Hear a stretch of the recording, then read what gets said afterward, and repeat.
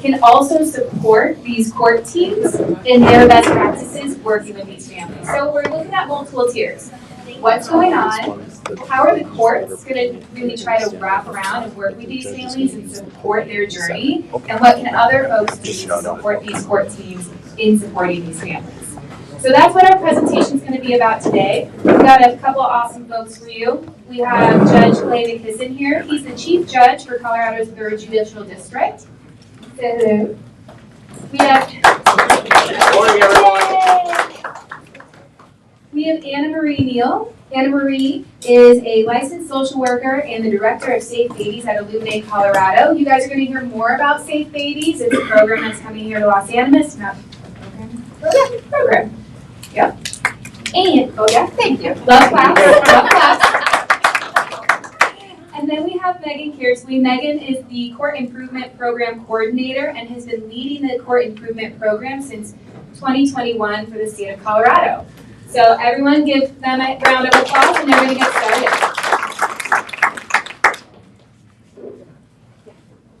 started. Good morning. I am here to talk about really how we support a network and infrastructure across the state called Best Practice Court Teams. These are multidisciplinary teams that we have in Colorado. And what I want you to take away from this is not just about a judicial court improvement-led multidisciplinary group, but that that we're using change management science to inform how these groups connect, so that you all can assemble the groups that are necessary to enact the change in this community. There's so much power in this room. I will say that what Ryan said about having conversations, what Leanna invited to have folks come to the table is exactly the piece that I'm going to use as the golden thread here to talk about what we are doing at the state level for child welfare courts. But I just really want to say, having heard when I heard this morning, that things can get done in this community because of the people in this room. Because you all have the expertise to know what this community needs, and it really is about just coming together, having the conversations, and inviting the right people and asking the right questions, right? And so my hope is that, certainly there are other folks who aren't here that need to be part of conversations or who can help with funding and other things. But my sense from listening to each of you in this room is that the power is in here. So just want to plug that. And on that note, we're really guided by this proverb, really, that if you want to go fast, go alone, but if you want to go far, go together, right? It's this notion that change is slow, but meaningful change requires people from outside of yourself, outside of your profession. It requires people across the community to come together. So I just sort of said that we assemble these groups of best practice court teams. They're judicial led. I think all judicial districts have one, and certainly are working to revive groups that have sort of lingered, or the energy has gone from those groups. But these teams come together with a goal or purpose of improving the DNN court system and the handling of DNN cases.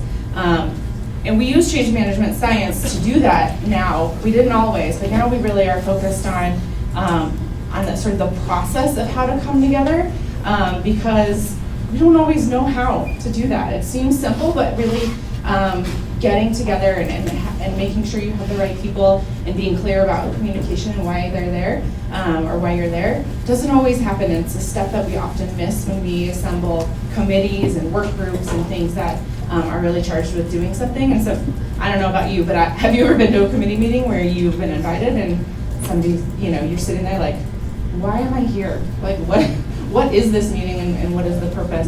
And if that's the experience, we are trying to resolve that. So this is a framework that can be used no matter what, child welfare or not. And really it's asking, or sort of getting clear on these these elements. The first being, what is your purpose? Like, get really clear of the purpose of any sort of committee or group or work group that you're assembling. Why is that work important to our larger community or ourselves individually? Get really clear. The purpose of our group is, make it real concise. Addressing principles, like how do we ensure that we can work together? What are the practices and principles we need to follow? These are sort of agreements about how to make decisions and structure for decision making, structure for communication, structure for inviting others in. Like, sometimes we just have to say some of these things out loud, not assume that everybody knows how to gather together. But most critical is your participants, right? How do you ensure that the right people are at that table or are a member of that community, of that work group or committee, so that you're not missing voices or perspectives, so that you're not missing opportunities for somebody to come in who might have a solution that may work in that group, right? And so it's really interrogating and always looking at who are we missing, and asking the question, who else might be important to be here? What other perspective would be helpful? What other voice aren't we hearing from, right? So this is just a little bit of a purpose to practice framework that we're having teams use. Once they establish those things, we are really asking for these committees to use more change management science and really dig into why are you choosing the solution that you're choosing? Or why is the problem that you think, like, how do you know that the problem that you think is the problem is actually the problem, right? And we use a number of different tools to get there. This one is an example of, it's called complexity mapping. But really what this does is it's sort of a root cause analysis, if you will, of like, this is what I think is the problem. You don't even, the text is obviously too small for this to, for there to be an example here, but really you sort of start with, I think this is the problem in our community, right? It's X. And then you say, okay, why? Okay, why? Why? And you keep asking that until you have this sort of long chain, and you might go down and explore that a little bit more. And in that, right, solutions may start to pop up. Like, if only we had this, then this problem would be resolved, and then that problem would be resolved, right? And then you can sort of get at, okay, this is the solution we're gonna start at, or this is the intervention we're gonna implement to alleviate this, to impact this. Does that make sense?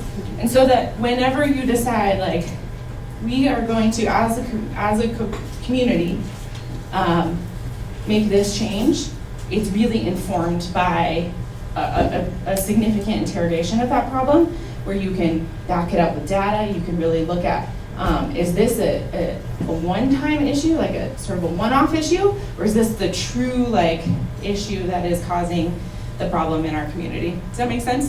So it's guided by change management science. I say all that in a real short amount of time. It's certainly a much bigger thing, but just to know that there is frameworks out there to help groups come together and feel like every time you meet, you have a purpose and you're sort of moving forward to get to that solution. There is science out there to help groups come together, if you could look at that. I want to talk a little bit about this is sort of a case study, if you will, but in 2014, a group of folks in CDHS and the courts applied for a grant because they had a theory that families in the DNN system where parental substance use was present had significantly less chance of reunification, right? Their outcomes were significantly different than other child welfare petition reasons. And so dependency and neglect system reform followed this sort of change management structure. They looked at the data and they looked at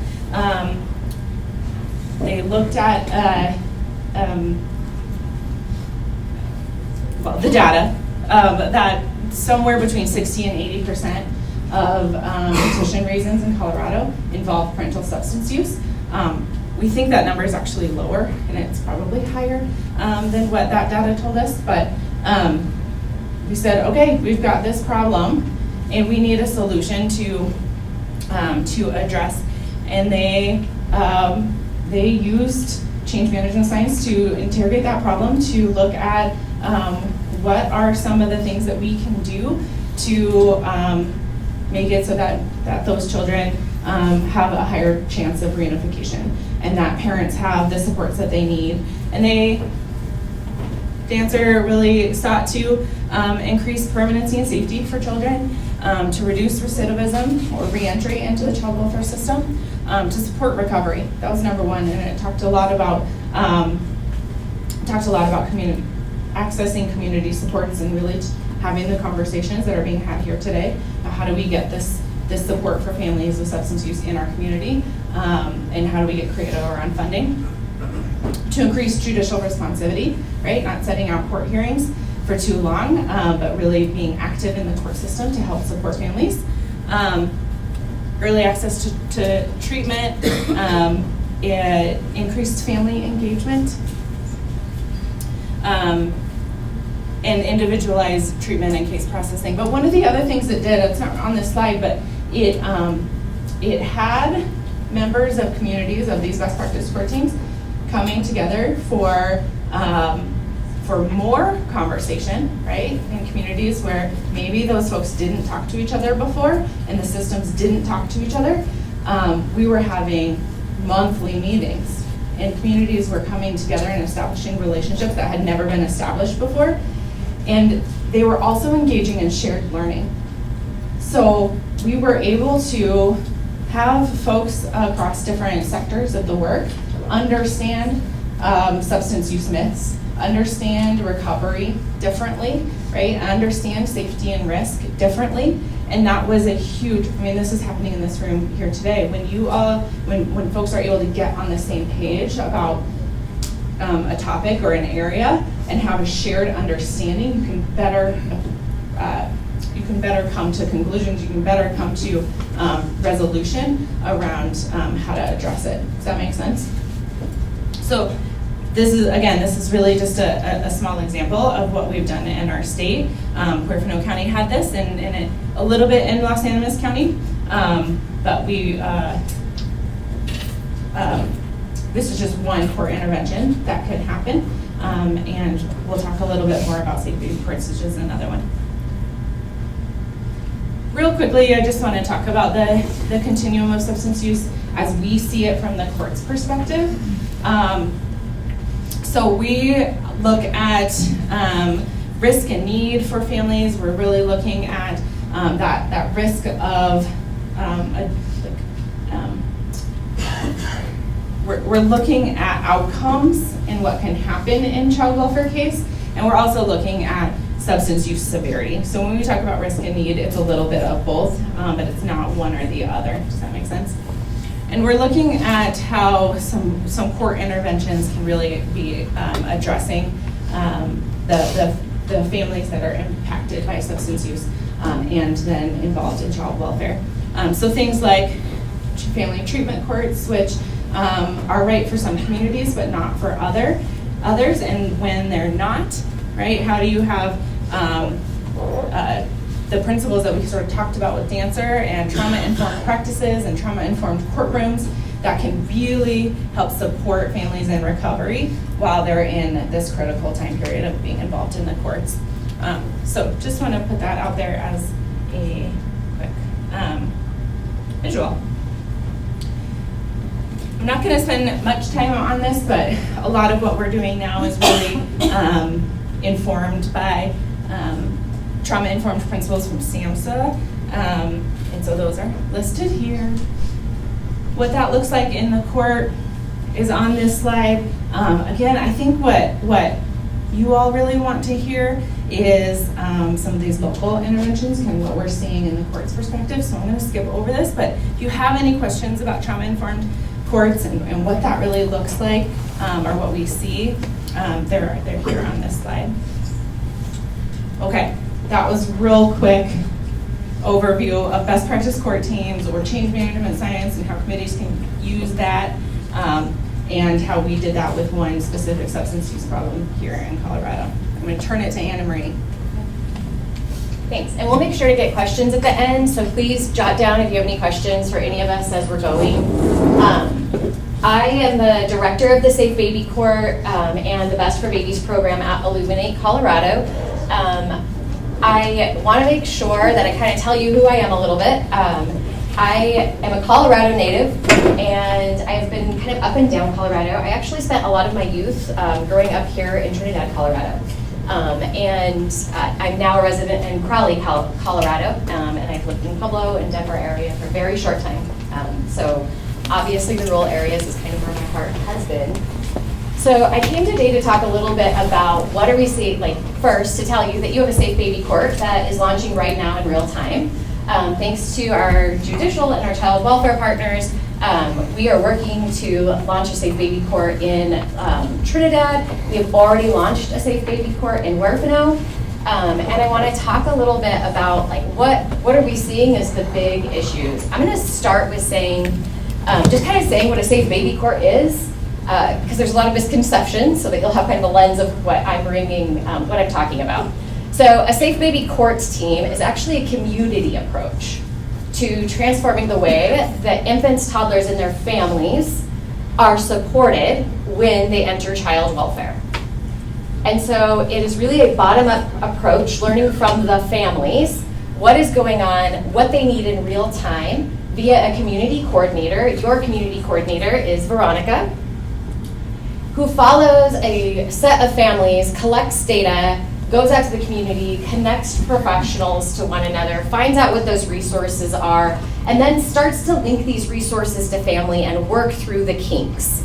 At that point, we take that data to a greater community level and talk about like, what can we do about this? What's next? So because I heard you guys have this peer panel yesterday, I'm going to give you that example. When we launched initially in Pueblo, that was our first Safe Baby Court. I was a community coordinator there, and our best practice team was very hesitant about peers.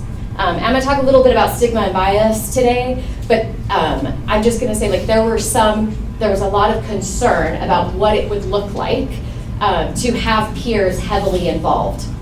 And so what we do with the Safe Baby Court is we take a small amount of those cases and try it. So that it's not everybody that has to do this, but we try these ideas, see how they work, iron out the kinks, and then allow everybody to access what we've worked out. So all of that to say, we have learned a lot of lessons over the years about what happens in communities, and since 2017. One of the things that I just want to talk to you about is some numbers. I'm a data nerd, so this is for the other data nerds in the room. Our program's been open since 2017. We've served just over 500 infants since we started in the state. We have a court in Larimer, Arapahoe, Pueblo, Huerfano, Los Animas. Am I missing somebody? I said Larimer. All right, Larimer, Arapahoe. Okay. We've served just over 500 infants. What we are finding across the state is reunification for infants is very complicated. So infants who enter child welfare, the babies that you've heard about today, the toddlers that you've heard about today, when you look at children under 2 who are entering the child welfare system, they have the highest termination rates. Termination means that we terminate your parental rights and we put somebody else's name on your child's birth certificate forever. That's what that means. So I want to let you sit with the gravity of that decision.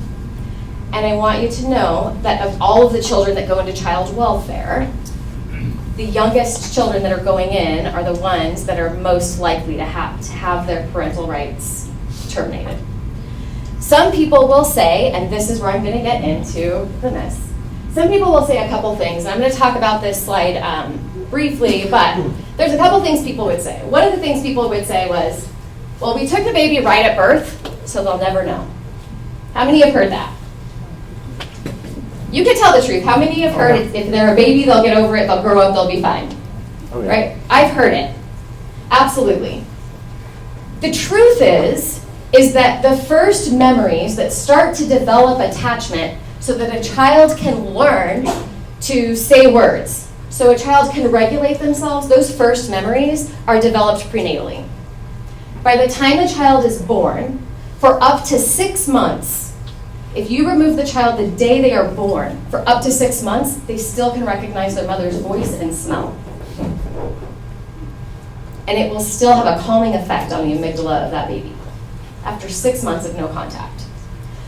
So we've been telling ourselves something that feels good, that if we do it early and we terminate rights now, we won't have this child keep coming back, and we're really doing them a favor because they won't remember this happened.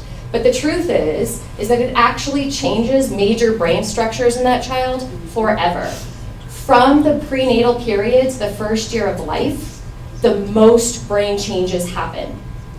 For the first 3 years of life is the most brain changes and growth that happen. So what do I mean by that? In that first 365 days, all of the major structures you need to develop, that is when that happens. In the next 3 years, that's the size of the brain. So how many of you have seen a toddler and they're walking around with that big old head and they're like falling all over the place? How many of you have had to save a toddler from themselves, right? That is because by the age of 3, their brain has grown to almost its adult size. That's why they're top heavy, because all of that brain development happens in these first 3 years. So I want to deal a little bit with like bonding and attachment. This is not an attachment class, but what we have seen happen in our safe baby courts is that there are narratives, because there are very amazing people in this world that step up and decide to foster children. There are amazing family members in this world that step up and take care of their family members when those children need them.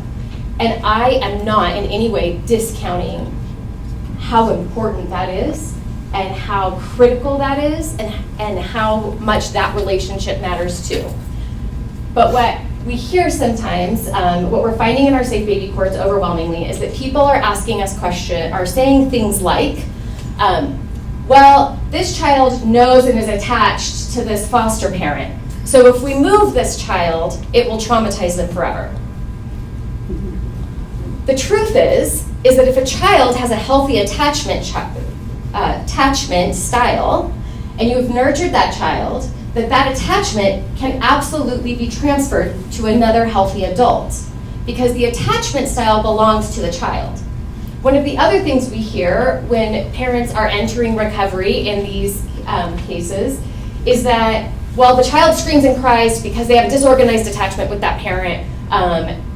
No, the child is screaming and crying because they don't know who that parent is. And if the child has a good attachment, that attachment can be transferred to this parent over time.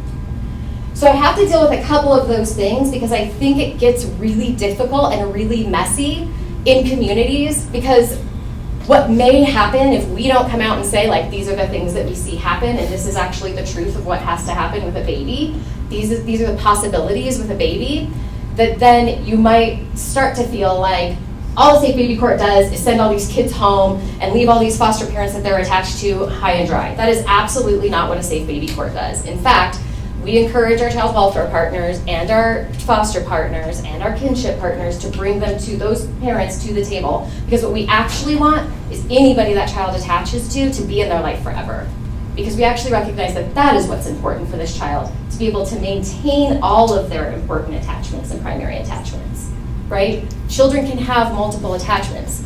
How many of you have had a baby? Okay. How many of you have dropped that baby off at a grandparent's house for a day? Okay. How many of you have had that baby cry when it happened the first time? How many of you were like, no, my baby, sorry, she does not like you and you are traumatizing her? How silly would that be, right? And so I think some of the things that we need to work through as a community is breaking down some of the lies we tell ourselves about what it means to have a baby that has a parent that's struggling with their substance use disorder, right? Living with that challenge is very difficult. Living with that challenge and having people tell lies that you ultimately end up believing is even more damaging, right? Caregiver discrepancy, that was the point of what I said about stranger danger. At about 6 months old, a healthy child will develop caregiver discrepancy. That means I like you a little bit more than I like everybody else. And for all the moms that have not peed by themselves for the last 4 years, that is what that is. Okay? Object permanency and frequency. One of the things that people don't recognize that babies are developing over those first 3 years is object permanency. And that is why you will see your Safe Baby courts asking community partners to do really innovative things to get parents in front of their children. Because children do not have object permanency at this age. That means, peekaboo, peekaboo. They actually think you disappeared because they don't realize you're permanent. So if they don't see you, they actually think you're gone. They don't have the abstract reasoning to understand that something that's not there still exists, right? And so in our Safe Baby Court, we work really hard, even when our parents are still struggling with that substance use, to get contact with these kids. Our courts deal with something called EPP guidelines. This is community information for you guys who are going to be working with our child welfare partners quite frequently, because we're going to call you and we're going to ask you to do that. These guidelines require child welfare and the courts to make a real effort to close these cases in a timely manner. Some people will say that that timely manner is 12 months, and they say that it's for attachment. The truth is, the 12 months was supposed to be about attachment. It's not about attachment anymore. It's about that's the law, and that's what we have to do. It's about, some of it is about cost savings. I'm not in politics, so I can just say, like, they don't really want to spend extra money doing things for very long. And that's, like, we have to make those hard decisions in budgets in the state. And so that's just one of the areas where they have noticed, like, we could save money not keeping cases open for 4 years. And so they put some timelines in there. What I want to make sure that nobody communicates is that we have to close the case in 12 months because if we don't, we're going to ruin the child's attachment. The truth is that 12 months came from attachment because it takes 12 months with the same person for an infant to develop an attachment. Which means, if you hear anybody tell you that somebody who is 9 months old has developed a full attachment, that's a lie. They are starting the attachment. They probably have a good grounding in their attachment, but it takes 12 full months with the same person, right? So the other thing that we're seeing is a lot of placement changes for these young children, and these young children being placed out of the area. So I'm bringing this up because this is really a call to action to the people in this room and your networks to say that what your caseworkers are up against is finding somebody that will say yes when they call for these babies. And I think a lot of people are saying that is not for me. It's not for me to say yes to a baby and take care of this baby and all of the things, and that's just not what we do. And so ultimately what happens is those babies go out of this county. Child welfare workers, raise your hand if that's true. You have to place a lot of kids out of county because you can't get placement where you're at. So I just want you to see that both of your counties are saying absolutely. That means your children, who are supposed to be in your schools, who you're supposed to be loving, are going to Denver and Pueblo to be foster parents there, who don't really think raising a kid in a rural city is what's best for them. This is your tribe. These children are your tribe. And so we have one call to action today for you, is to consider either fostering children or encouraging people you know that could foster children to foster children for your local county child welfares. It is hard. And I will say that the goal is to bring kids back. And so what we're asking you is to let a child that you love and nurture go back to somebody else. We're asking you to let your heart break so that we don't have to break the heart of the child. Because if we place the child in another county and the parents succeed, that child is going to be the one that gets hurt and never gets contact with that person again. But if that child was in their tribe, in their community, that reality is not true. Make sense? Head nods? Still with me? Okay, next slide. I'm going to move on to some common parent myths. So there's a couple things that I hear quite often that I just want to talk about, and I'm going to change some of these. So one of the things that I just want to point out, I hear a lot of people say, if they loved their kid, they would. How many of you have heard that? Okay. There's two problems with that. One, it goes against everything we know about brain science, so it's actually just some crazy thing we say so that we can feel better about ignoring the problem. Right? So scientifically, there's no grounding in that. The other problem is that who else hears that? The kid hears that, absolutely. When you perpetuate the lie that people don't love their kids enough to get sober, you perpetuate the internal feeling that I wasn't enough to get sober for.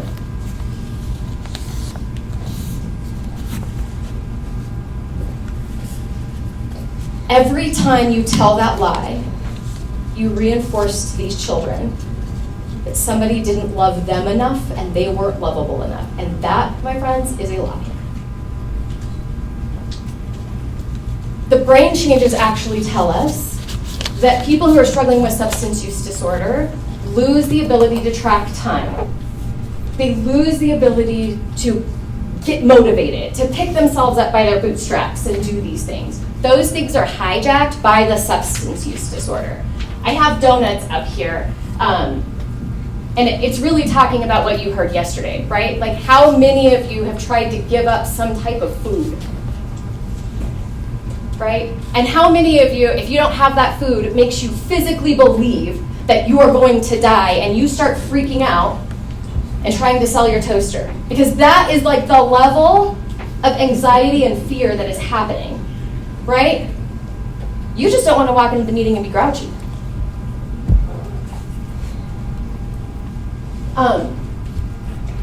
I put up here pause. This is not a pause training. I would suggest that you look into pause. It is something that happens. It's post-acute withdrawal syndrome. It is a very important thing to understand when you're working with people in early recovery, even if that's not your lane. If you're wondering why they never show up and why they seem like they're all over the place and they can't seem to get it together, probably experiencing pause. Peers and driving. So this is the other thing that I'm going to say, and then let's go to strengths. How am I doing? Am I good? Okay. Peers and driving. So I'm going to debunk another myth. First, shout out to the peers who came out yesterday. I have a really special heart for that. One of the myths, so I'm just going to say the myths. Initially, I was going to ask the group myths, but I'm just going to tell you the myths that I've heard. One of the things that we were asked was, well, if you put a bunch of people who use to use what people are using, aren't they all going to use? Okay. So the truth is, no, they're not all going to use. That is a myth. It has been researched over and over. There is nothing that suggests that peer supports have any kind of correlation to relapse. Now, somebody surely in some room somewhere, if you go repeat that, is going to say, but this one time, I knew this one girl at this one place, and this, yes, okay, so that's why I have the driving thing up, right? How many of you have taught a teenager how to drive?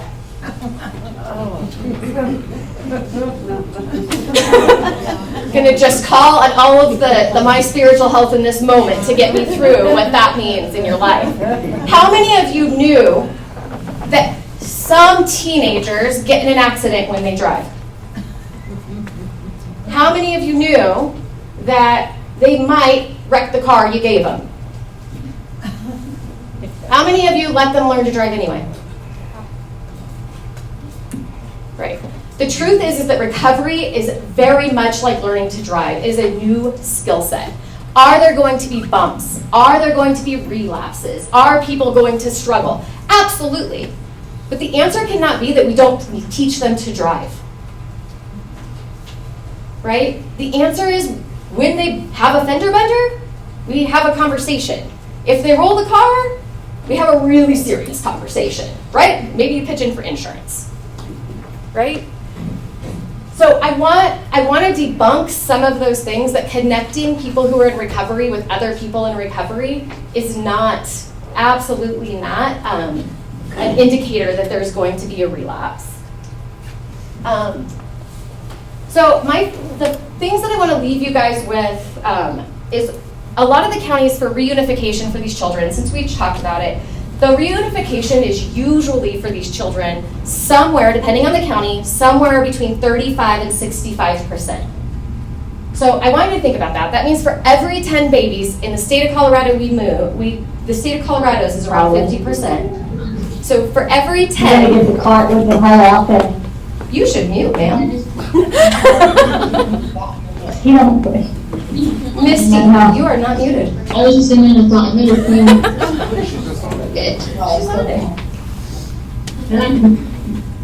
You shouldn't be on your phone when you're driving.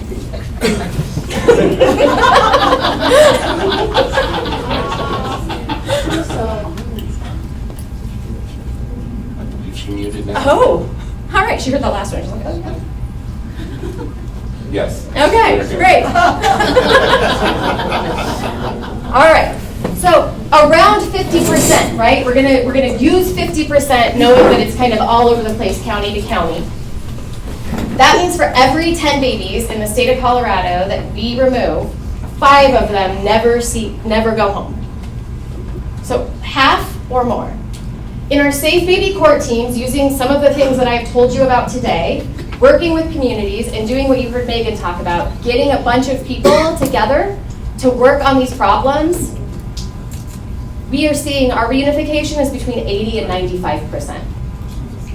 More than doubling reunification in the majority of the counties that we're in. And for the parents who do return to child welfare, those parents, 100% of them are reunifying the second time and not coming back again.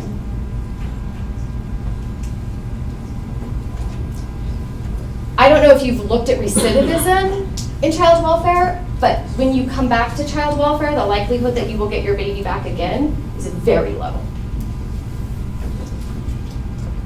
So what I want to encourage this community to do is to start to think about the conversations you need to have with Huerfano and Los Animas. Start to think about where you can lean on one another. And here are the things that I would really encourage you to think about. You can be honest and be kind. And so I would really encourage you to be honest with one another about what's not working, because working with these two counties already in, I would say, probably 15 meetings, we've had people where you said, here's this thing. And then in another room, somebody's like, well, they don't really do this. But nobody has actually told that person, hey, what you did there doesn't work for us. Here's what we actually need you to do. One of the other things that happens is that somebody that's like, we're doing this new service. Sometimes our reaction can be like, we didn't ask, right? Be honest and upfront with people who are developing services about what you actually need. Crossroads and Health Solutions have been phenomenal in adjusting what they're doing to what the communities that they work in need. And so as easy as could we look at a system where instead of removing the baby at all, baby went with mom from day one. And because of that, Pueblo has figured out how to not ever take the baby, which is almost unheard of in most of the counties in Colorado. Almost unheard of to have a baby that's born struggling with dependence. Babies are not addicted, they're struggling with dependence. Those babies born struggling with that dependence not being removed so that mom can go straight to treatment and never lose that baby. It's so important for both of them, right? I have these other things I think that you can make a lot of sense in, and I'm happy to talk more about them, but it is Judge's turn. So I'm going to pass the mic to him, and then we'll do questions. Actually, I'm going to. Oh. Is that on? Yeah, that should be.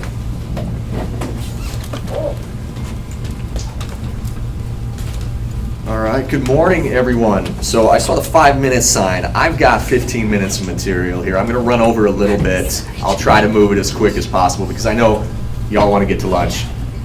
So anyway, my name's Clay McKisson. I'm the chief judge in our district, Huerfano and Los Animas counties. I want to lead off with a quick story here. Recently, I had a conversation with a young mother in our community, and she explained to me with great emotion how every morning, before she lets her children into her yard to play, she combs her yard for blue pills, for fentanyl pills, to prevent her children from accidentally ingesting pills that were maybe left by others in her neighborhood. And of course, we all know that if that were to occur, this could easily kill her children. I was shocked by this because I had never even considered this scenario. Yet this was the daily reality for this mother. It was a daily reality of fear for her children.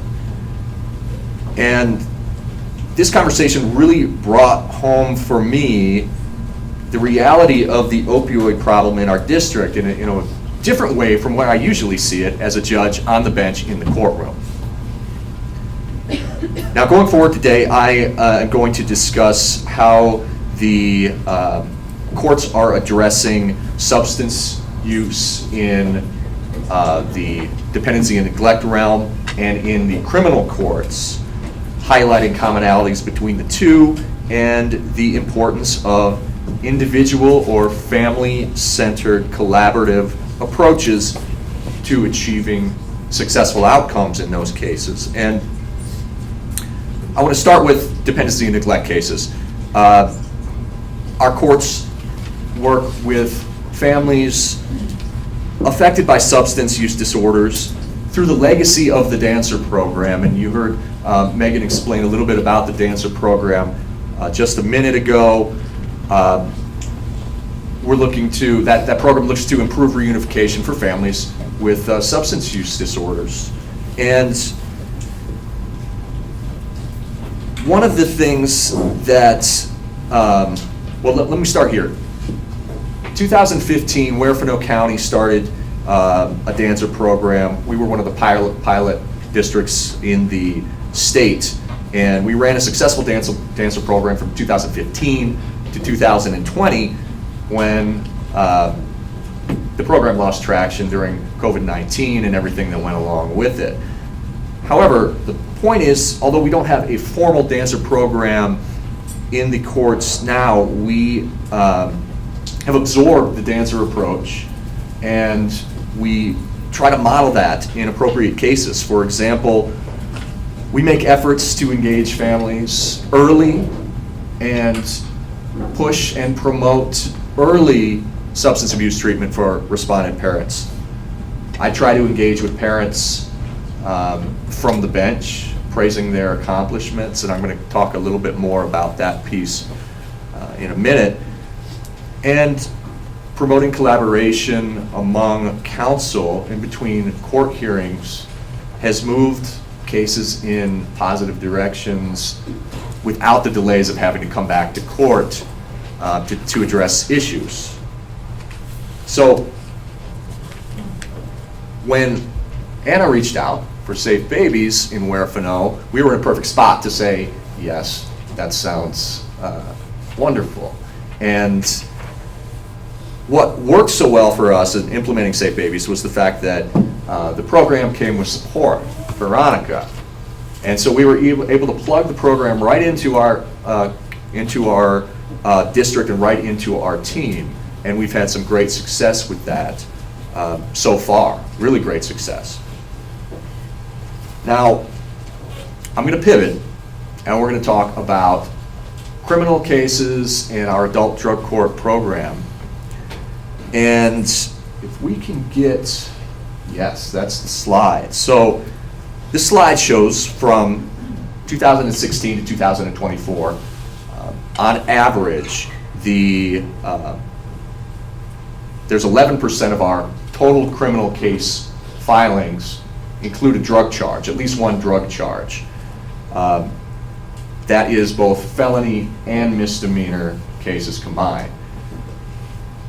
When we break that out, and we can go to the next slide, we see that when you look just at felony cases, we're at 18% of our total felony cases filed in the district include at least one drug charge. And by drug charge, I am talking about possession of a controlled substance, possession with intent to distribute a controlled substance, or distribution of a controlled substance. We're not talking marijuana cases. And we're talking heroin, meth, cocaine, fentanyl. 18% is a pretty big chunk of our criminal cases, but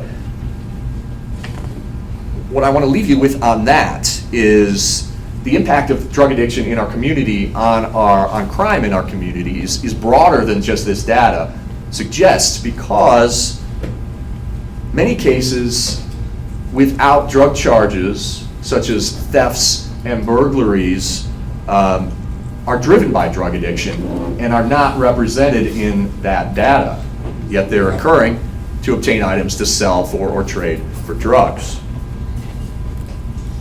Now, in the criminal court context,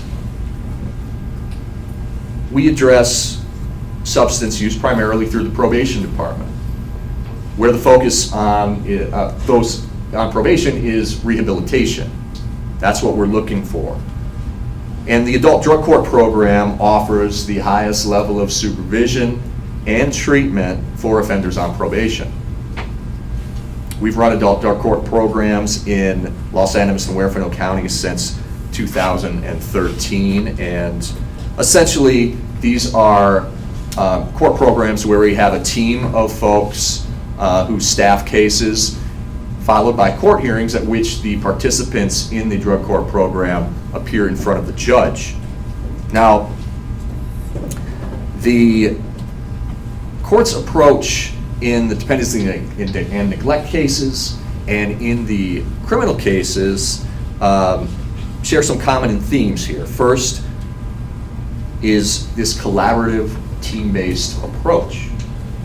At the heart of drug court, at the heart of Safe Babies, at the heart of the original Dancer program is a team of stakeholders who are invested in supporting the family or the individual.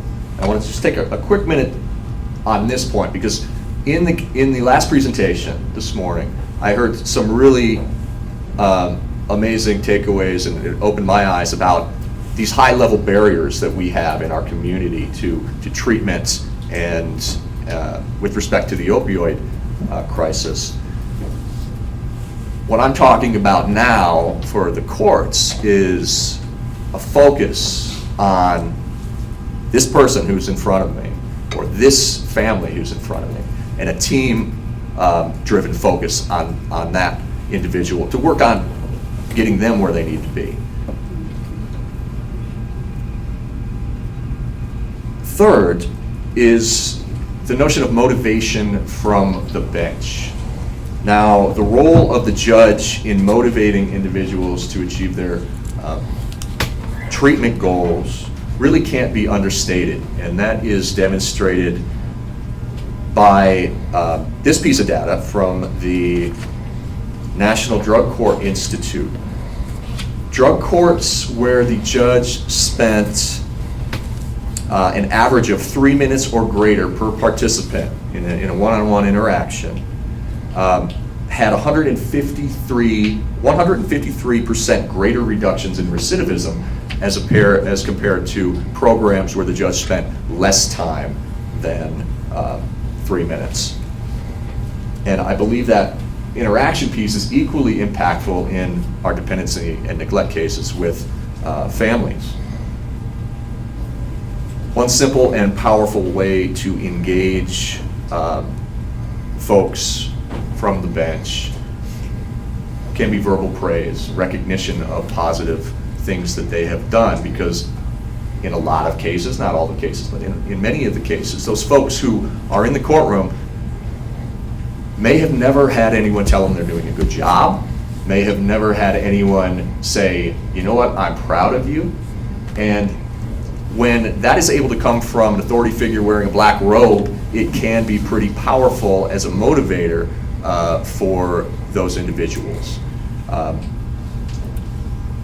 Verbal praise builds rapport, it instills confidence, and keeps people engaged in their recovery, or if they're resistant, it can pull down that resistance a bit and get them to accept the idea of treatment.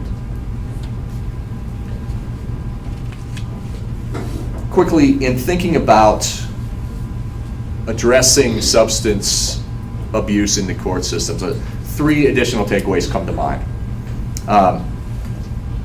First, it's the importance of family support.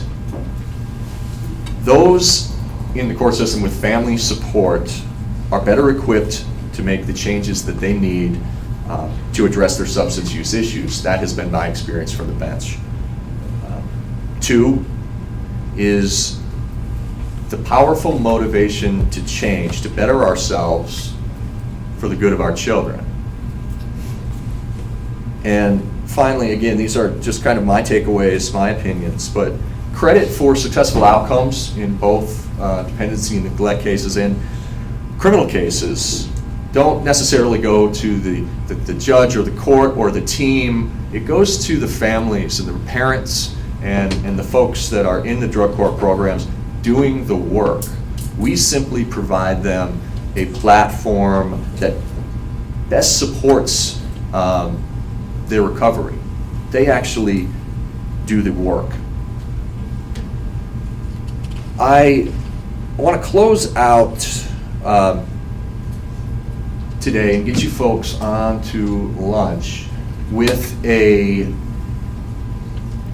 story, a success story from one of our participants in the adult drug court program. And I reached out to her the other day just to get her blessing. So I said, I'm going to talk about your story. And she said, that's awesome, that's great. She was really excited to hear that her story was, at least in my mind, worthy of talking about to a group of people. And I chose this individual because her story identifies some of the things I've just been able to touch on today, given time constraints, but team collaboration, the individualized approach to treatment, motivation from the court, and most importantly, this participant's resilience to keep pushing forward through the program. Now, she came into the drug court program pregnant and unhoused. She had prior treatment for PTSD, domestic violence, substance abuse. She was a daily heroin user, used methamphetamine several times a week. On paper, this was not the person that I think anyone on the team at the table was going to say, they're going to make it. Didn't look good. That's a lot to come back from.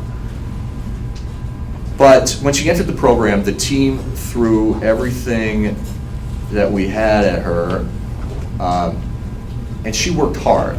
She completed 90 days of inpatient treatment specific to pregnant women. She completed outpatient drug treatment. She completed mental health treatment, attended multiple weekly support groups.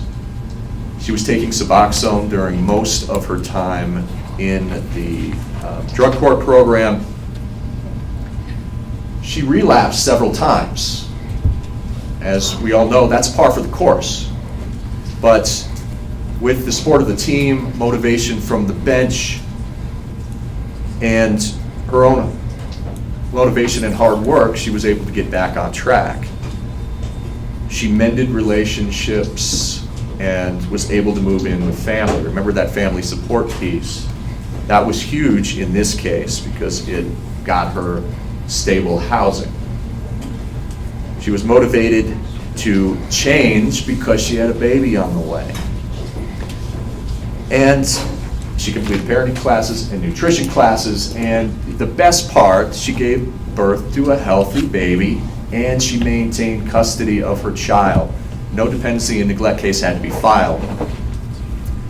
She graduated from the drug court program after 20 months with 92 consecutive days of sobriety. She now holds a professional job.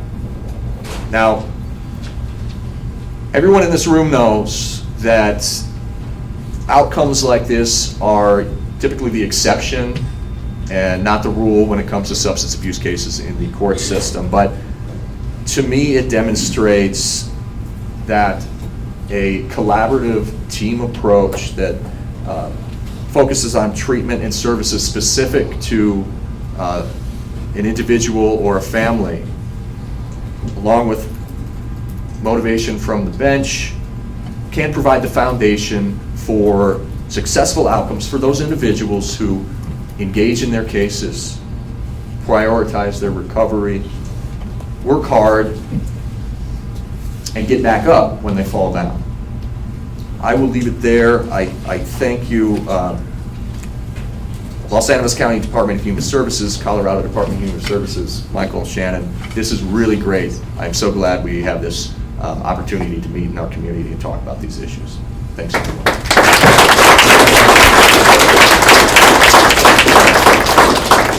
All right, thank you guys. We're gonna open it up to some questions, but I'm actually gonna ask one of mine first, because I have mine. So, I'm curious, there's a lot of people in this community who are in this room. There's a lot of different systems, a lot of folks who are working with families who may be involved in the judicial system, in the courts. What is something that professionals in this room could do to support drug court, to support families in drug court or safe babies or in a best practice involved court? What are things that folks in this room can do? I'm gonna have each of you answer that. So I'm gonna give you the mic first. Well, we have a great team. We have professionals on our team. Mental health, substance abuse from Crossroads. I think the first thing is just being there, being at the table, and we got that. At least I'm thinking drug court, and with respect to the dancer approach, we don't have a formal team there, but I think just being available to take the time to sit at the table with the courts is so beneficial. Thank you. Anna? A couple things that you can do. One thing you can do is learn more about the other professionals that you say you want to work with.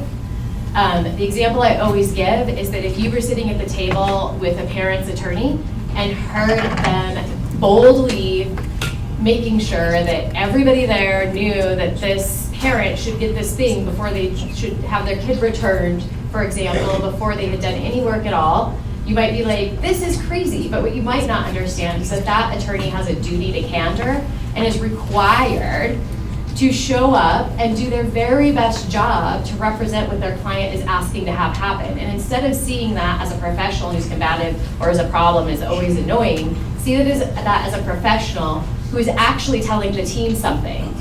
This mom, this dad wants that baby back.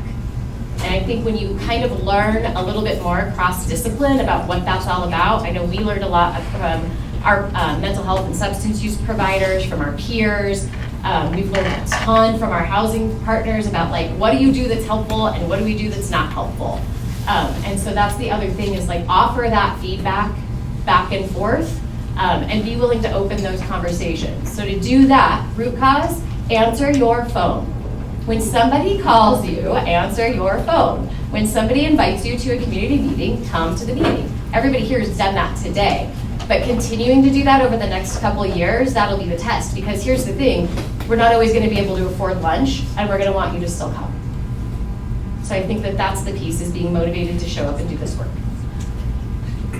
Yeah, I think aside from gathering together, coming together, I would also add, be willing to understand the issue and then be willing to be flexible and creative in the solution, right? Albert Einstein says that the definition of insanity is doing the same thing over and over and expecting a different outcome, right? Like, we do have to stop ourselves and do things a little bit differently when we want the outcome to be a little different, right? And so being flexible and open to a different answer or a different solution that's outside of your comfort zone, or maybe feels like an edge that you're not quite sure you want to go to, is an important strategy in change. Shannon, I'm just going to quickly, one of the things that at Department of Human Services, and I commend a lot of our leadership of agencies within our county here today, one of the things we are doing, though, to keep that conversation going, so you all are aware, is holding quarterly meetings with our agency leadership. I encourage everyone to attend those. We have our next one on August 11th from 1 to 4. There's a virtual option. But it's an opportunity as agencies for us to share our current services, new ideas and opportunities that we have, funding constraints and things of that nature. This is really where that communication and that formation of support systems comes from. I'm just as guilty, as I said yesterday, as agencies were siloed because we're short-staffed, or sometimes it's a one-man show, but we have to have an opportunity to come together. So we are trying to initiate that. I'm using this as a cheap plug moment, but it really is an opportunity for us as agencies to come together and identify what we have already and what we actually need. Thanks, Michael. All right, we got any? Oh, I see a hand already.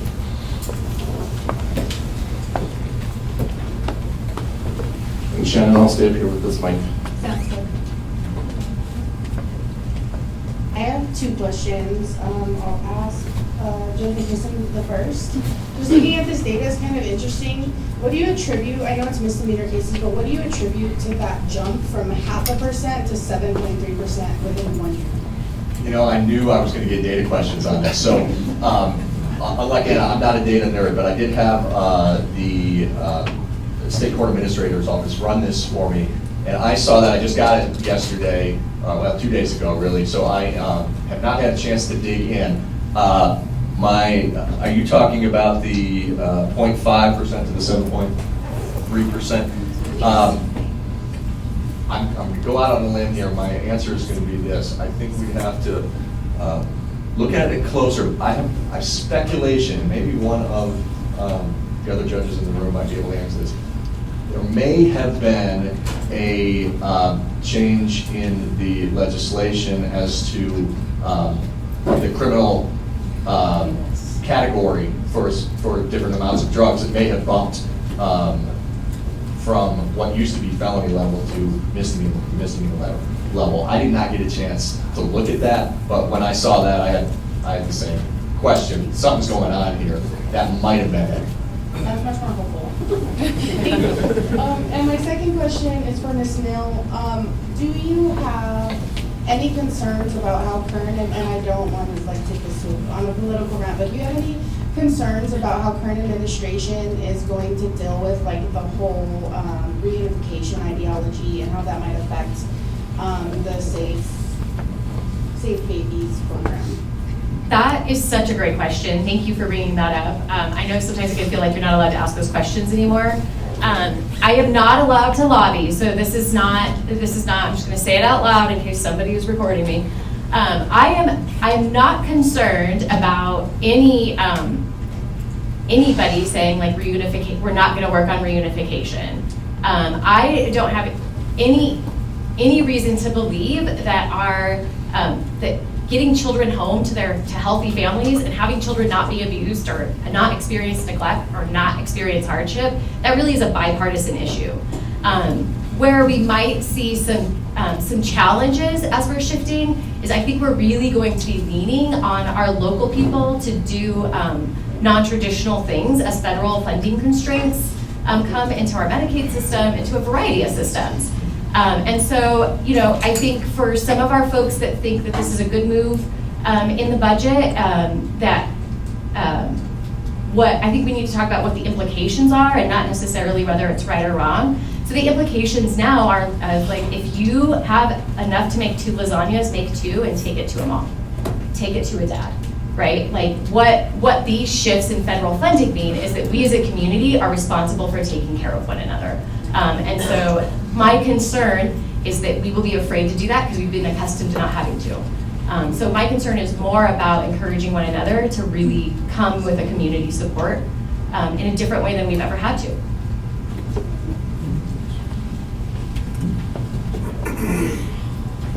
Do we have any additional questions?